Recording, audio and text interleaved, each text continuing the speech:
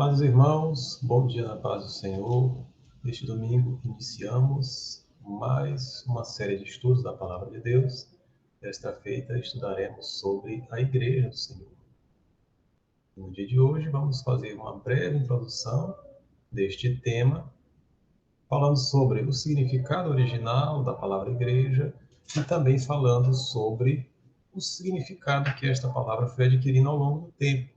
Hoje em dia, por exemplo, a palavra igreja é usada majoritariamente para se referir a um templo, a um local onde cristãos se reúnem. Mas será que lá no começo era esse o significado que se dava à palavra igreja? Nos dias de hoje, essas questões nós vamos começar a discutir a partir deste domingo e durante os próximos domingos nós estaremos falando sobre todos os aspectos que envolvem a igreja do nosso amado Salvador, Senhor Jesus Cristo. Vamos iniciar com uma oração para que Deus prepare os nossos corações para ouvir da sua palavra.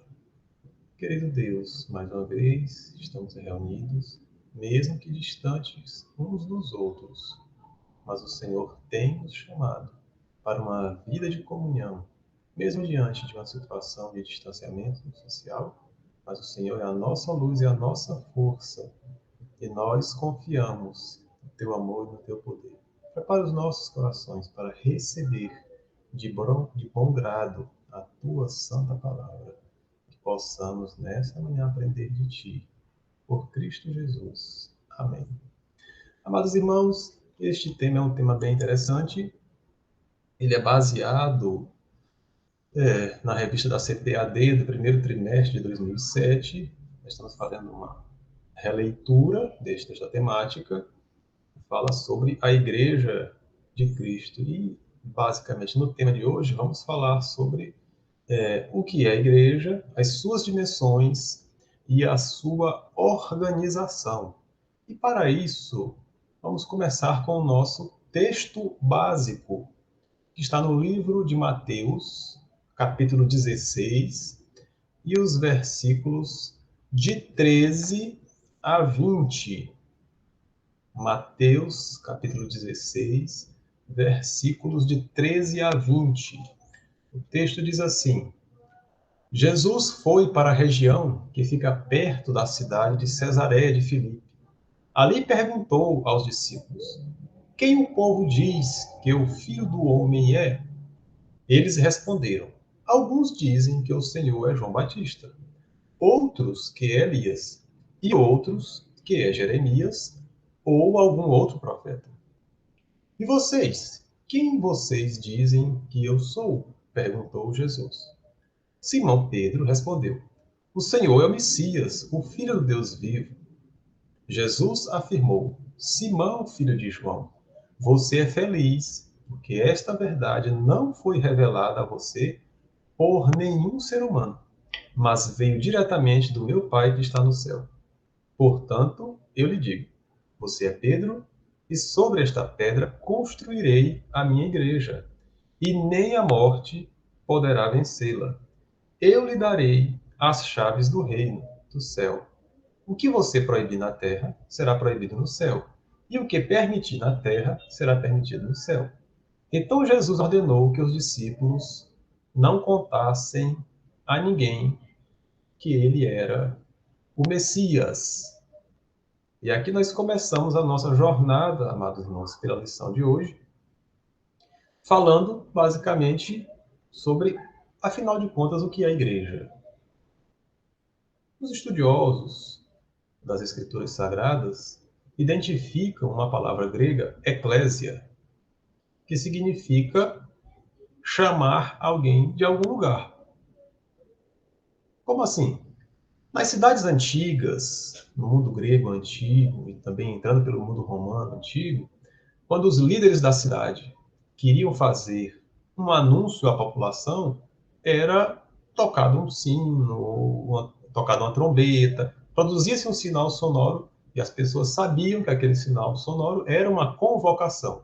Então os moradores da cidade saíam das suas casas e iam até um local pré-determinado naquela cidade para ouvir algum anúncio importante. Então, era nesse sentido que essa palavra era usada, para se referir àquelas pessoas que haviam ouvido um determinado sinal e haviam comparecido a um local para receber algum tipo de notícia ou instrução. Do ponto de vista espiritual, a igreja é formada por aqueles que estavam em suas próprias casas. Em que sentido essas casas? Vivendo de acordo com suas próprias convicções. E agora, uma vez chamados, ouviram as boas novas do Evangelho e foram transformados, regenerados pelo Espírito Santo de Deus. E agora tornam-se parte de um corpo, o corpo do qual Cristo é a cabeça. Analisando a Bíblia, vendo as referências bíblicas acerca deste assunto que nós estamos falando, nós encontramos no livro de Tito, capítulo 2 e verso 14, o seguinte: foi ele quem se deu a si mesmo por nós, a fim de nos livrar de toda maldade e de nos purificar, fazendo de nós um povo que pertence somente a ele e que se dedica a fazer o bem. E vem à minha mente a pergunta: será que de fato eu tenho feito o bem? Será que de fato eu consegui ser liberto de toda a maldade? Será que de fato eu fui purificado? Esta é a intenção, este é o plano de Deus para as nossas vidas. Que sejamos livres da maldade, que sejamos purificados para produzirmos bons frutos. Mas há outras passagens bíblicas que reforçam isto que nós estamos expondo. Por exemplo, na primeira carta de Pedro, capítulo 2 e o versículo 9, Pedro diz assim: mas vocês são a raça escolhida, os sacerdotes do rei, a nação completamente dedicada a Deus, o povo que pertence a ele. Vocês foram escolhidos para anunciar os atos poderosos de Deus, que os chamou da escuridão para a sua maravilhosa luz. Então aqui fica claro que nós temos um propósito. Fomos escolhidos por Deus para fazer algo. Que algo é esse? Anunciar os atos poderosos de Deus. Se não estamos fazendo isso no nosso dia a dia, se o nosso viver não consiste em estar sempre anunciando as coisas de Deus, então precisamos corrigir a nossa vida. Porque temos um chamado, e esse chamado é para anunciarmos a palavra de Deus. Quando deixamos de anunciá-la, não estamos de acordo com as Escrituras. Estamos nos desviando do propósito de Deus. No mesmo livro de Pedro, capítulo 2, um pouquinho mais à frente, no versículo 25, Pedro nos ensina assim: vocês eram como ovelhas que haviam perdido o caminho, mas agora foram trazidos de volta para seguir o pastor, que cuida da vida espiritual de vocês. Então vejamos que estes textos concordam para o sentido de que recebemos um chamado. Estávamos numa situação, ouvimos a mensagem do Evangelho e a partir deste ouvir, o Espírito Santo de Deus trabalha no nosso coração, nos convencendo do pecado, da justiça e do juízo. E agora, uma vez tendo sido convencido dessas coisas, passamos a viver uma vida com Deus, em Deus e para Deus. Por isso somos igreja e fomos chamados para ouvir uma mensagem poderosa, a mensagem de salvação. Quem aceita Jesus torna-se igreja. Por exemplo, Paulo nos ensinou na primeira carta aos Tessalonicenses, capítulo 1, versos de 6 a 7. O texto nos diz assim: e vocês seguiram o nosso exemplo e o exemplo do Senhor Jesus. Embora tenham sofrido muito, vocês receberam a mensagem com aquela alegria que vem do Espírito Santo. Desse modo, vocês se tornaram um exemplo para todos os cristãos das províncias da Macedônia e da Acaia. Veja que Paulo está fazendo um elogio àquelas pessoas que moravam naquela cidade, dizendo que eles haviam seguido o exemplo do próprio Paulo e do Senhor Jesus. Será que nós estamos seguindo o exemplo dos nossos líderes espirituais? Será que nós estamos seguindo o exemplo de Cristo? Se não estamos, precisamos olhar mais atentamente para a nossa vida, para que ela espelhe Cristo. E Jesus, quando falava a Pedro, tem uma frase naquele texto inicial que nós lemos, que é: e sobre esta pedra edificarei a minha igreja. E em cima desta pequena passagem há uma certa confusão teológica sobre que pedra é essa a que Jesus estava se referindo. A pedra era Pedro, Jesus estava se referindo a Pedro, ou Jesus estava se referindo a si mesmo? Bem, para tentarmos esclarecer essa possível dúvida que possa haver no seu coração, nós vamos usar as palavras do próprio Pedro. Na primeira carta de Pedro, capítulo 2, versículos de 4 a 6, Pedro escreveu assim: cheguem perto dele, a pedra viva que os seres humanos rejeitaram como inútil, mas que Deus escolheu como de grande valor.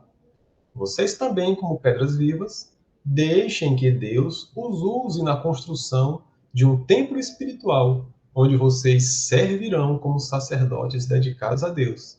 E isso para que, por meio de Jesus Cristo, ofereçam sacrifícios que Deus aceite. Pois as Escrituras Sagradas dizem: eu escolhi uma pedra de muito valor, que agora ponho em Sião, como a pedra principal do alicerce. Quem crer nela não ficará desiludido. Aqui nós temos o próprio Pedro respondendo quem é a pedra angular. Jesus é a pedra angular. E nós confiamos nessa pedra angular. Por ela nos guiamos, nela estamos alicerçados e vivemos para Deus. Pelo menos este é o plano. Em alguns momentos, eu e você podemos não estar alicerçados na rocha que é Cristo. Por algum momento da nossa vida, ou em algum momento da nossa vida, podemos ter andado afastados do Senhor. Mas o que Ele deseja para as nossas vidas é que estejamos sempre pertinho dEle, para Ele sempre estar trabalhando nas nossas vidas e nos aperfeiçoando na nossa jornada espiritual. Jesus é o único. Ele disse: eu sou o caminho, a verdade e a vida. Ninguém vem ao Pai senão por mim. E em outras passagens bíblicas, nós encontramos a confirmação que Jesus é único. Por exemplo, Paulo, escrevendo a carta aos Coríntios, a primeira carta aos Coríntios, no capítulo 3 e verso 11, ele disse o seguinte: porque Deus já pôs Jesus Cristo como o único alicerce, e nenhum outro alicerce pode ser colocado. No mesmo capítulo, mais à frente, nos versos 21 a 23, nós encontramos o seguinte: ninguém deve se orgulhar daquilo que as pessoas podem fazer, pois tudo é de vocês, isto é, Paulo, Apolo, Pedro, este mundo, a vida e a morte, o presente e o futuro. Tudo isso pertence a vocês, e vocês pertencem a Cristo, e Cristo pertence a Deus. Jesus, o único, quem devemos depositar a nossa confiança. Uma vez tendo sido chamados por Cristo, uma vez tendo ouvido a mensagem do Evangelho, agora gozamos de plena paz e comunhão com Deus. E agora, tendo gozado dessa paz e dessa comunhão com Deus, podemos viver uma nova vida no Senhor. Vamos agora, irmãos, ouvir brevemente um hino e, enquanto ouvimos esse hino, meditamos na sua letra, na sua mensagem.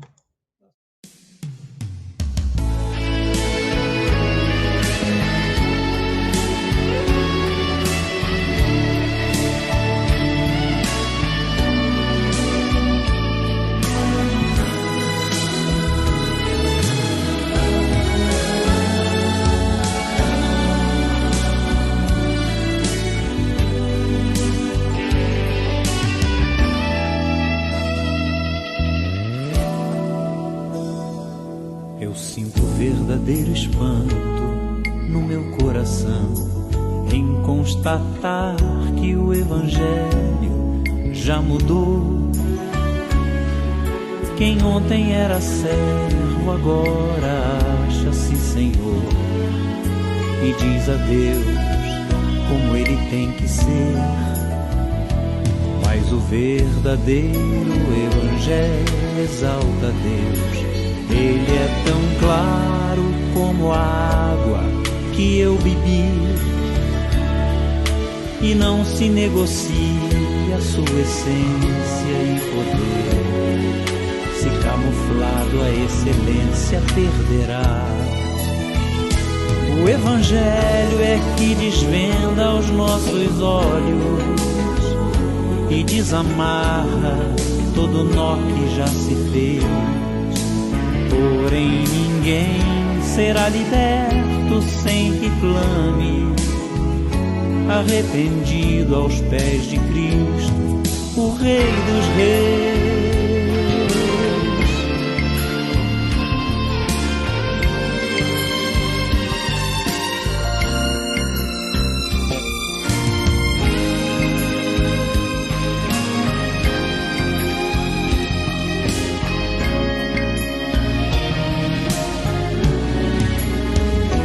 O Evangelho mostra o homem morto em seu pecar, sem condições de levantar-se por si só, a menos que Jesus, que é justo, o arranque de onde está e o justifique, o apresente ao Pai.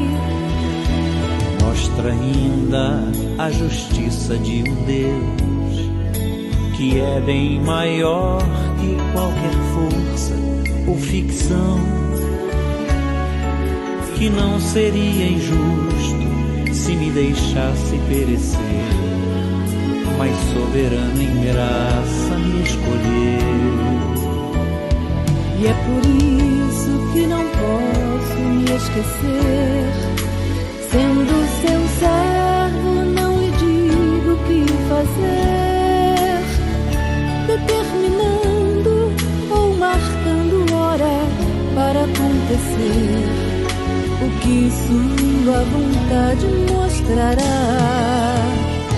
O Evangelho é que desvenda os nossos olhos e desamarra todo nó que já se fez. Porém ninguém será liberto sem que clame, arrependido aos pés de Cristo, o Rei dos Reis. Porém ninguém será liberto sem que clame, arrependido aos pés de Cristo, o Rei dos Reis.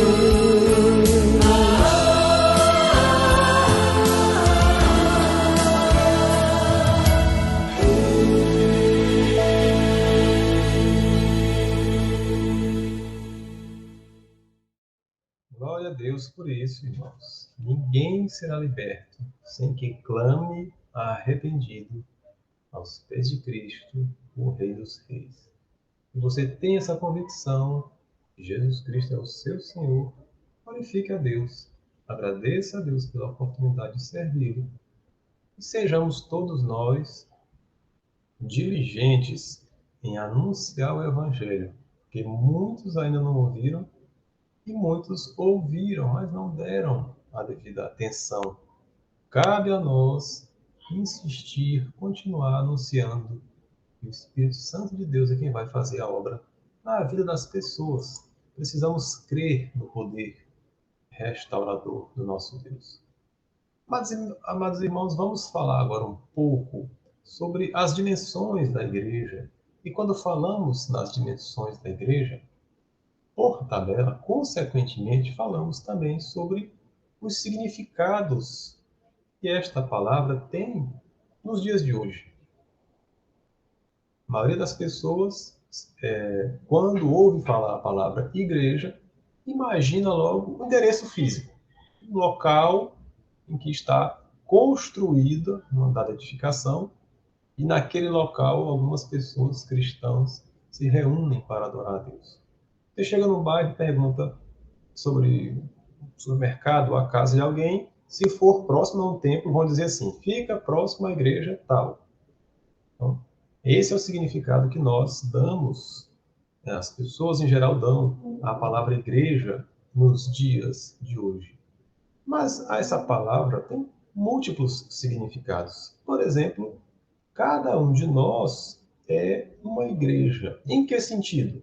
No sentido de que somos templo do Espírito Santo. O Espírito Santo de Deus habita em nós. Quando entregamos a nossa vida para Jesus, passamos a ser habitados, né? O Espírito Santo vem e habita dentro de nós. E nesse aspecto eu sou um templo de Deus, do Espírito Santo de Deus, portanto sou igreja. E como igreja eu tenho a responsabilidade de ser uma das pedras que estão acopladas à pedra angular, que é Jesus. Paulo, na sua carta, primeira carta aos Coríntios, capítulo 3, e versículo 16, ele diz assim, certamente vocês sabem que são templo de Deus e que o Espírito de Deus vive em vocês. Então, neste sentido, nós somos igreja, como templo do Espírito Santo de Deus. Na dimensão local, nós também temos a igreja enquanto templo, aquele local onde um grupo de pessoas se reúne para cultuar a Deus. Eu e um grupo de pessoas nos congregamos num determinado local que tem um endereço físico. Nós chamamos de Igreja de Deus Missionária Leste, ou Jockey. Alguns chamam Leste, outros chamam Jockey. Mas ela fica localizada na Avenida Jockey. Então, as pessoas se referem à palavra igreja como sendo um templo onde os cristãos se reúnem. Também igreja, do ponto de vista local, como uma pessoa que aceitou a Cristo como Salvador e agora é templo do Espírito Santo de Deus. E uma coisa, uma doutrina que tem surgido com muita força nos nossos dias é aquela que advoga que Jesus não criou nenhuma igreja, Jesus não frequentava igreja, essa coisa de igreja é invenção humana para enganar os outros. Mas será que esse tipo de doutrina tem amparo na Bíblia? Será que nós temos referências bíblicas que justifiquem estes argumentos? A minha opinião é que não. E eu vou compartilhar com vocês alguns trechos da Bíblia que mostram que a família de Jesus frequentava templos. O próprio Jesus frequentava o templo. Quando o escritor Lucas, no seu Evangelho, capítulo 2, foi falar sobre os fatos que antecederam o nascimento de Cristo, ele chega num tópico que está no versículo 27 do capítulo 2 de Lucas, diz assim, guiado pelo Espírito, Simeão foi ao templo, quando os pais levaram o menino Jesus ao templo para fazer o que a lei manda. Veja que os pais de Jesus frequentavam o templo, frequentavam a igreja. Depois, no mesmo livro de Lucas, no mesmo capítulo 2, lá no versículo 46, o texto diz assim, 3 dias depois encontraram o menino num dos pátios do templo, sentado no meio dos mestres da lei, ouvindo-os e fazendo perguntas a eles. Quem era esse menino? Jesus, já na pré-adolescência, adolescência, já com 12 anos de idade, estava no templo ouvindo. Esse episódio aconteceu num momento em que os pais de Jesus foram até Jerusalém participar das festas. E na volta para casa, Jesus não estava no meio das pessoas que estavam retornando para casa. E aí os pais de Jesus voltaram a Jerusalém e o encontraram no templo. E ao encontrar o menino, eles ficaram assustados e preocupados. Mas no versículo 49 de Lucas 2, Jesus responde, por que vocês estavam me procurando?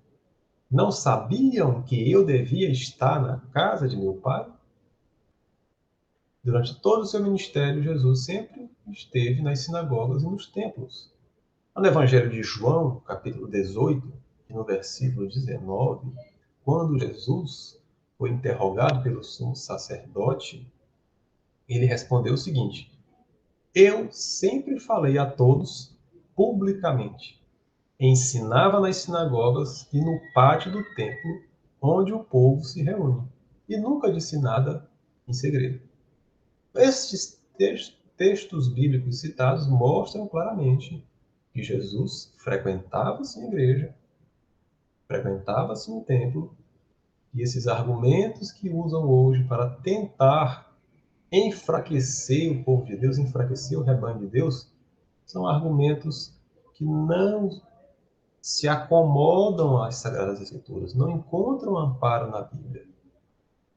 Precisamos ficar atentos, porque estas estratégias tentam nos desunir, tentam nos descongregar. E aí, quando os membros do corpo de Cristo ficam dispersos, cada um no seu mundo, na sua vida, e não se ajuntam para celebrar a Deus, isso vai enfraquecendo a pessoa, e a pessoa enfraquecida acaba se tornando uma presa mais fácil para a ação do inimigo e do mal. Precisamos nos congregar, porque juntos somos mais fortes. Juntos suportamos as cargas uns dos outros. Juntos podemos conquistar mais coisas. Precisamos ficar atentos a este tipo de estratégia para não sermos enganados pelo mal. Mas também há a dimensão universal da igreja. Falamos da dimensão local e agora da dimensão universal. E eu posso pensar na igreja como sendo um grupo de seres humanos que foram transformados pelo Espírito Santo. Por exemplo, em Atos 9 e 31, nós encontramos o seguinte: em toda a região da Judéia, Galileia e Samaria, a igreja estava em paz. Ela ficava cada vez mais forte, crescia em número de pessoas, com a ajuda do Espírito Santo, e mostrava grande respeito pelo Senhor Jesus. Vejam que a igreja estava em paz e ficava mais forte porque estavam juntos. E é juntos nós nos fortalecemos. Nós podemos pensar na dimensão universal da igreja, igreja sendo um templo. Então, todos os templos, por exemplo, das igrejas de Deus missionária, formam o que chamamos também de igreja, as igrejas de Deus, por exemplo.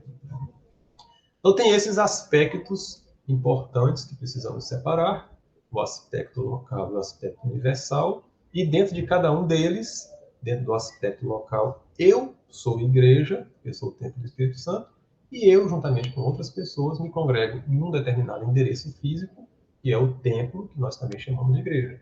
E do ponto de vista da dimensão universal, nós, que aceitamos a Jesus, formamos um só corpo, no qual Cristo é o cabeça. E os nossos templos, os templos onde os cristãos se reúnem, também formam aquilo que se chama de igreja, ou igrejas, no significado de templo. O mais importante, amados irmãos, dentro dessas dimensões da igreja, é nós termos a consciência de que o nosso alvo, a nossa pedra angular, a nossa rocha, o nosso alicerce é Cristo. Nós temos uma aliança com Deus. E uma vez que eu tenho aliança com Deus e uma outra pessoa também tem aliança com Deus, fica claro que eu tenho aliança com essa pessoa. Esta aliança envolve todos os que entregaram suas vidas ao Senhor. E sobre este tópico de entregar sua vida ao Senhor, vamos meditar na letra de um hino que fala justamente sobre aliança.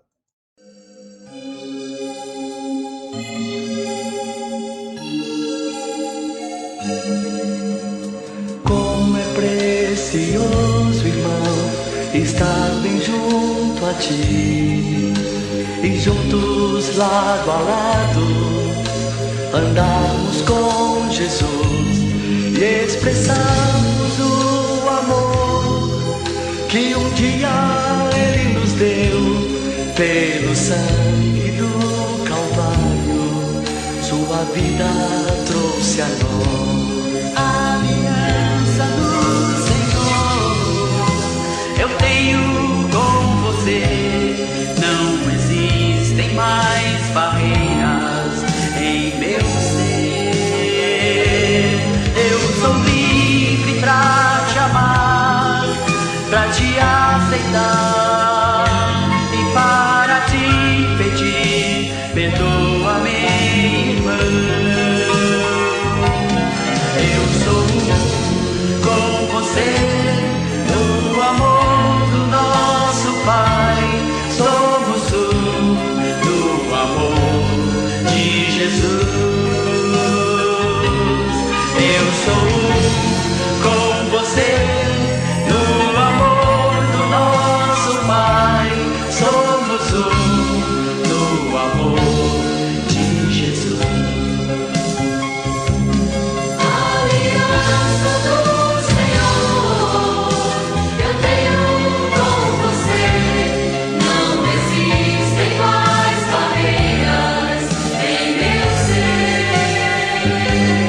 Eu sou livre pra te amar, pra te aceitar e para te pedir, perdoa-me, irmão. Eu sou com você no amor do nosso Pai. Somos um no amor de Jesus. Eu sou com você no amor do nosso Pai.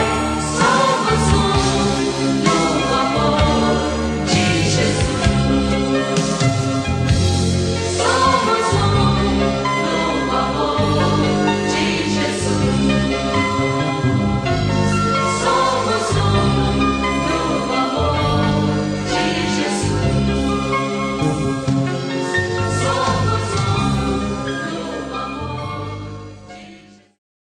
Será que temos sido um no amor de Jesus? Será que realmente temos aplicado isso em nossas vidas? Se não estamos aplicando, o que está faltando? Por que não estamos sendo um? São reflexões que nós precisamos fazer. É justamente na escola bíblica dominical que nós abordamos esses temas de uma maneira mais semelhante a uma escola, tentando abordar os temas de uma maneira mais didática possível, que é bem diferente de uma pregação, né? Para que as dúvidas sejam tiradas e para que a igreja seja edificada, para que nós possamos crescer em conhecimento e graça na presença do nosso Senhor.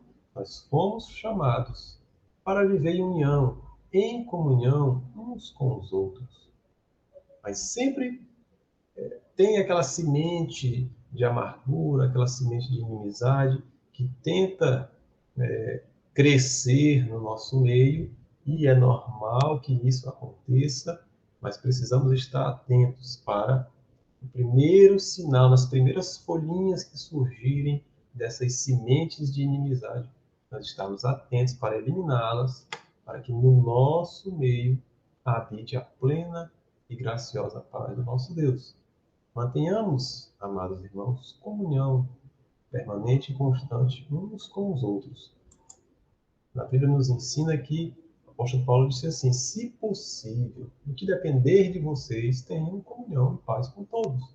Então, nós precisamos fazer um esforço consciente para que a nossa vida seja continuamente uma vida de paz. Primeiramente com Deus, depois com o nosso semelhante, que será apenas uma consequência da nossa vida de paz com Deus. Agora, amados irmãos, que nós já aprendemos um pouco sobre o significado raiz, etimológico, lá antigo, da palavra igreja, e os outros significados que a palavra igreja adquiriu ao longo do tempo, nós já sabemos que igreja pode ser um ser humano ou um grupo de seres humanos, ou igreja pode ser um templo ou um conjunto de templos. Agora nós vamos entender a necessidade de estas pessoas que formam o corpo de Cristo se organizarem. A igreja precisa de organização. Sem organização, nada prospera, nada cresce. No livro de Atos dos Apóstolos, no capítulo 6, aconteceu algo bem interessante e eu queria compartilhar com vocês. Atos, capítulo 6, versículos de 1 a 4, o texto bíblico nos diz assim: Algum tempo depois, o número de judeus que se tornaram seguidores de Jesus aumentou muito, e os que tinham sido criados fora da terra de Israel começaram a se queixar dos que tinham sido criados em Israel. A queixa deles era que as viúvas do seu grupo estavam sendo esquecidas na distribuição diária de dinheiro. Então, os 12 apóstolos reuniram todo o grupo de seguidores e disseram: Não está certo nós deixarmos de anunciar a palavra de Deus para tratarmos de dinheiro. Por isso, irmãos, escolham entre vocês 7 homens de confiança, cheios do Espírito Santo e de sabedoria, e nós entregaremos esse serviço a eles. Assim, nós poderemos continuar usando todo o nosso tempo na oração e no trabalho de anunciar a palavra de Deus. Vejam que logo no começo da igreja primitiva surgiu esta dificuldade.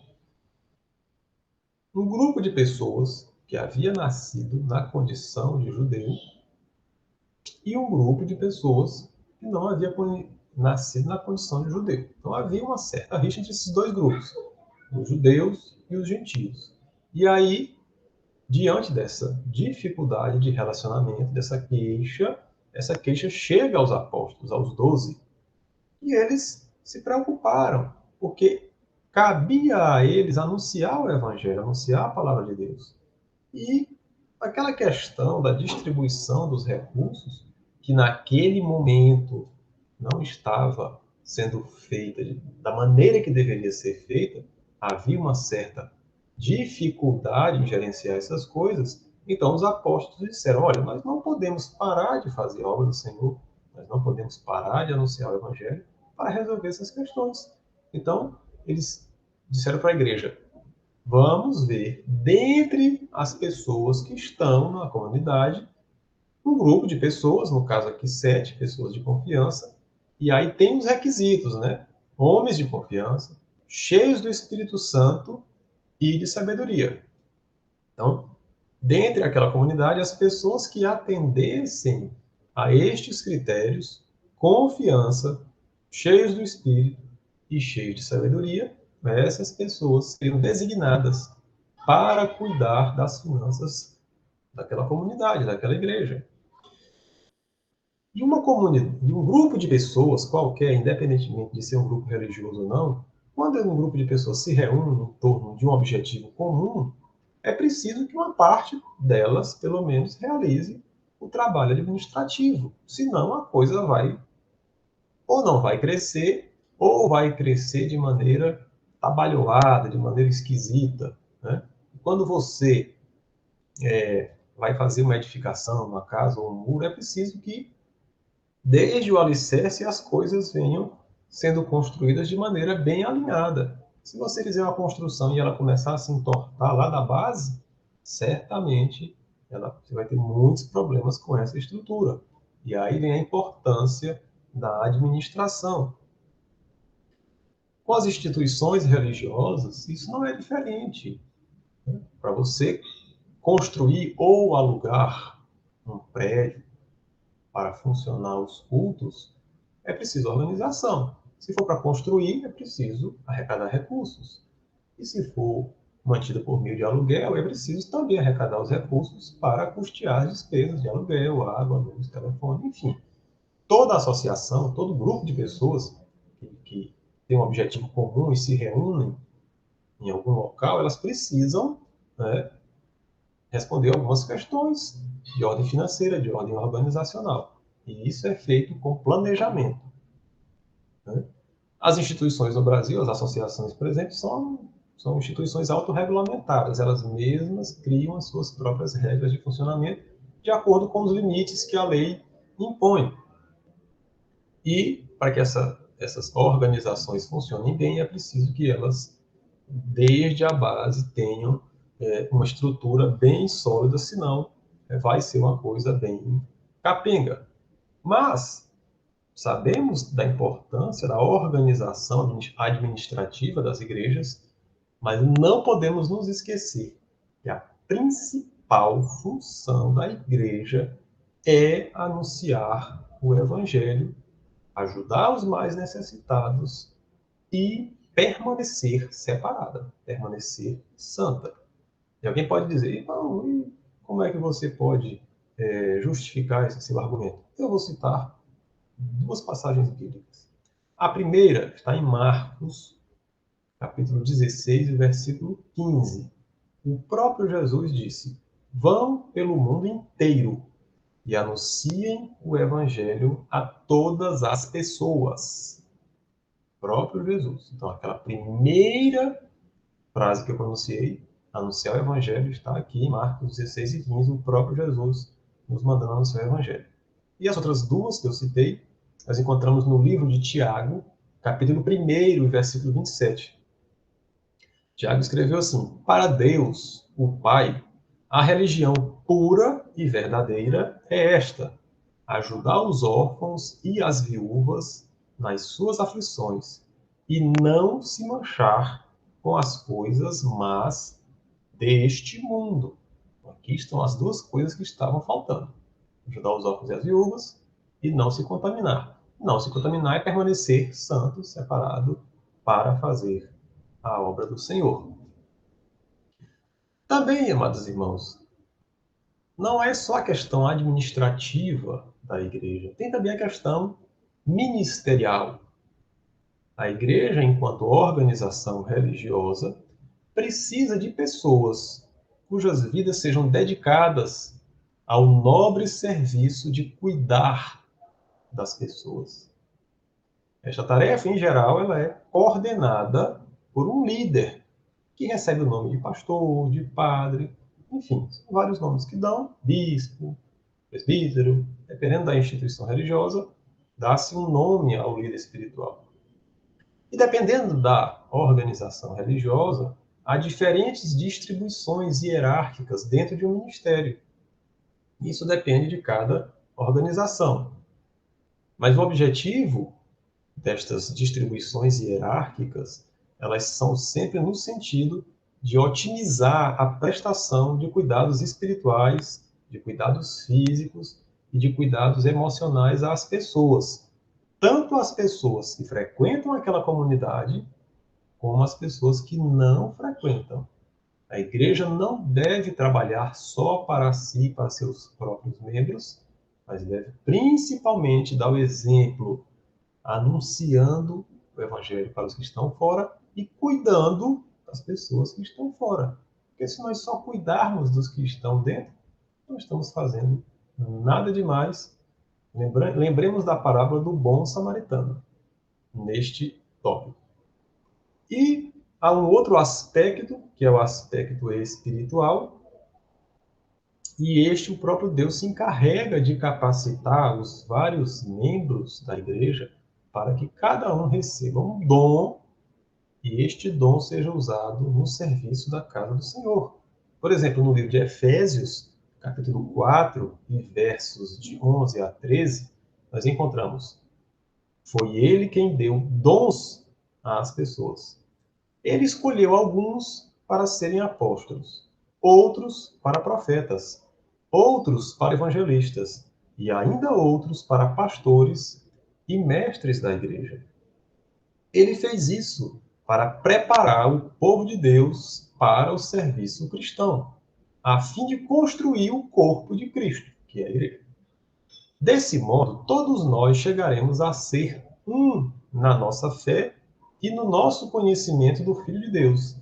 E assim seremos pessoas maduras e alcançaremos a altura espiritual de Cristo. Que promessa maravilhosa nós temos aqui, irmãos. Se você já descobriu qual é o seu dom, o seu talento, aquilo que Deus lhe deu, trabalhe isso. Se você ainda não descobriu, ore, peça ajuda de uma outra pessoa da igreja. Essa pessoa vai orar junto com você, para que Deus lhe mostre qual é o seu ministério, qual é o seu dom espiritual, para você contribuir para a construção do corpo de Cristo. Corpo em que sentido? Anunciar o Evangelho às pessoas, para que mais pessoas se agreguem ao corpo de Cristo, para formar a Santa Igreja que um dia será arrebatada e irá ao encontro do Senhor nos ares.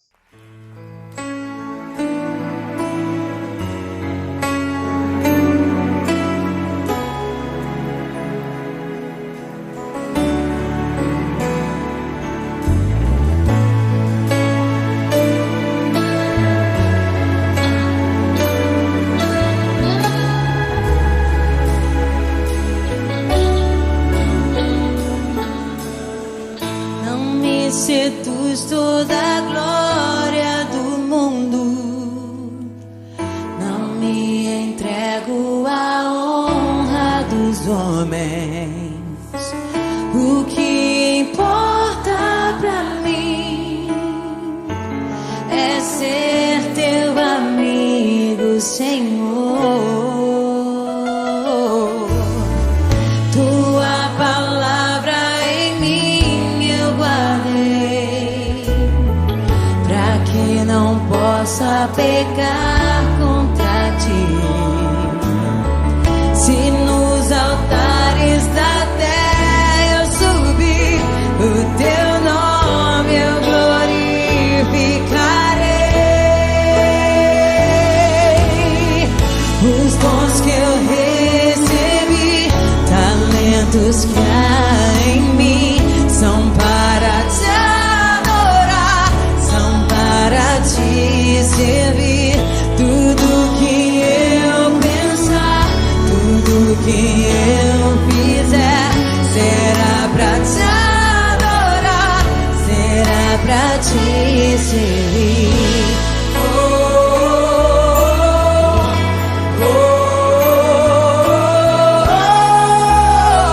Me aceita como uma oferta de amor.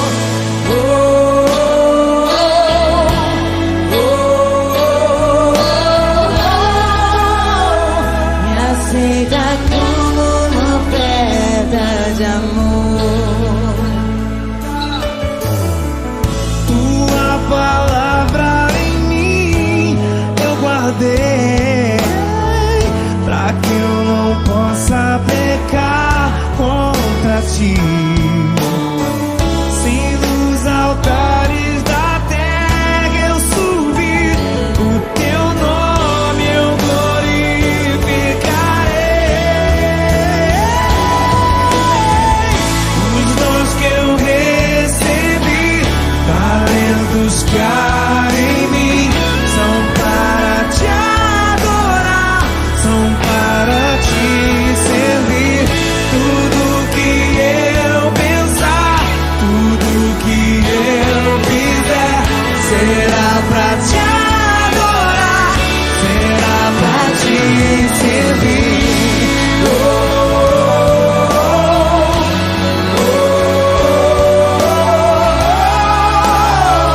Me aceita como uma oferta de amor.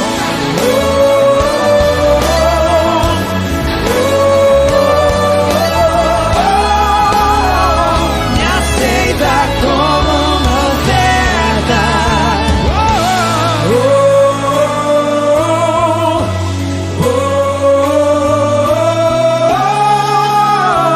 Me aceita como uma oferta de amor.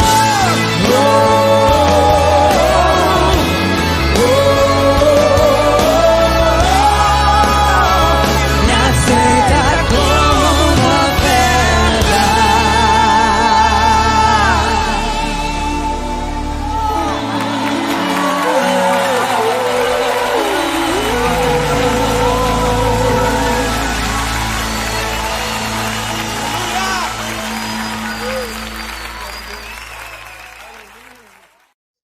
Será que eu e você estamos dispostos a ser uma oferta viva e agradável a Deus? nesta manhã o Senhor possa ter trabalhado em nossos corações, nos mostrando aquilo que ainda estamos encontrando alguma dificuldade em nos ajustar à sua palavra, e possamos ajudar uns aos outros. Muitas vezes nós vemos alguém com uma atitude que nós julgamos não ser a mais adequada. E ao invés de orarmos por essa pessoa e tentarmos ajudá-la em oração, ajudá-la espiritualmente, acabamos fazendo algo feio, começamos a julgar. Quantas vezes já fizemos isso? Mas essa não é a vontade de Deus para as nossas vidas. Nós fomos chamados para ajudar uns aos outros, para termos comunhão uns com os outros. Às vezes alguém comete algum equívoco numa determinada área da vida que eu não cometo aquele equívoco. Mas em outra área da vida eu cometo um equívoco que aquele irmão não comete. Então eu preciso orar por ele e ele precisa orar por mim, para que nós dois possamos andar em direção a Cristo, para que nós dois sejamos aperfeiçoados em Cristo. E é assim que a igreja deve viver, um ajudando ao outro, um orando pelo outro, porque fazemos parte do mesmo povo. E entre nós não deve haver divisão, mas união para sermos verdadeiramente a igreja do nosso Senhor e Salvador Jesus Cristo. Amados irmãos, ainda no dia de hoje, teremos o trabalho com as crianças logo mais, e à noite, às 18 horas, culto, tanto presencial como online, nossa Igreja de Deus Missionária Jockey. Esperamos que vocês tenham sido agraciados e abençoados com a palavra de Deus. Oremos. Senhor, muito obrigado pelos momentos que passamos na Tua presença aprendendo de Ti. Aquilo, Senhor, que ainda estamos capengando, aquilo que ainda estamos imperfeitos, o Senhor venha nos aperfeiçoar. Que possamos ajudar outras pessoas nesse processo de aperfeiçoamento. E que outras pessoas também possam nos abençoar e nos ajudar a andarmos contigo, sempre buscando o melhor para a tua obra, para o teu reino, sempre buscando o melhor para o nosso semelhante. Ajuda-nos a fazer a tua vontade e ajuda-nos a ser igreja de verdade, por Cristo Jesus. Amém. Muito obrigado a todos. Fiquem na paz do nosso amado Salvador, Jesus Cristo. Amém.